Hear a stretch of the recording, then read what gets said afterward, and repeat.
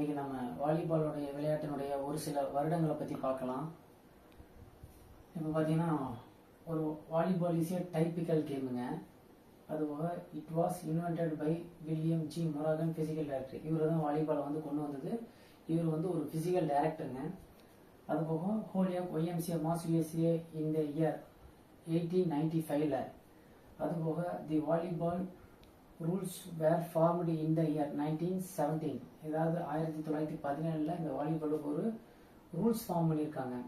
அதுக்கப்புறம் பார்த்தீங்கன்னா ஒரு சில ஃபெடரேஷன் கொண்டு வந்திருக்காங்க. அந்த ஃபெடரேஷன் பார்த்தீங்கன்னா இன்டர்நேஷனல் டி வாலிபால் ஃபார்ம்டு இந்த இயர் 1947. ஈஸியாக நம்ம ஞாபகம் வச்சுக்கிறது, நம்ம வந்து சுதந்திர தின விழாவை நம்ம வந்து ஞாபகம் வச்சுக்கலாம். 1947ல் நமக்கு சுதந்திரம் கிடைச்சிருக்குது. அந்த அன்னைக்கு நம்ம இன்டர்நேஷனல் தி வாலிபால் ஃபெடரேஷன் வந்து ஃபார்ம் பண்ணியிருக்கான்னு சொல்லி நம்ம மைண்டில் வச்சுக்கிறதுக்கு நம்ம ஞாபகம் வச்சுக்கலாங்க. அதில் இந்த வாலிபாலுக்கு ஒரு ஹெட் குவார்ட்டர்ஸ் இருக்குது. அது பார்த்தீங்கன்னா லாஸ்னே சுவிட்சர்லாந்து அதனோட ஹெட் குவார்ட்டர்ஸுங்க. அதுக்கப்புறம் பார்த்தீங்கன்னா ஒலிம்பிக்கில் வாலிபாலை டெமான்ஸ்ட்ரேஷன் எப்போ பண்ணான்னு பார்த்தீங்கன்னா 1924ல் டெமான்ஸ்ட்ரேஷன் பண்ணியிருக்காங்க. அதுக்கப்புறம் ஒலிம்பிக்கில் கேமை வாலிபாலை எப்போ இன்ட்ரடியூஸ் பண்ணுறான் அப்படின்னு பார்த்தீங்கன்னா அது ஒரு 1967 இங்கே பார்த்தீங்கன்னா இருக்குது. அது வந்து சம்மர் ஒலிம்பிக் டோக்கியோ ஜப்பானுங்க. தேங்க்யூ.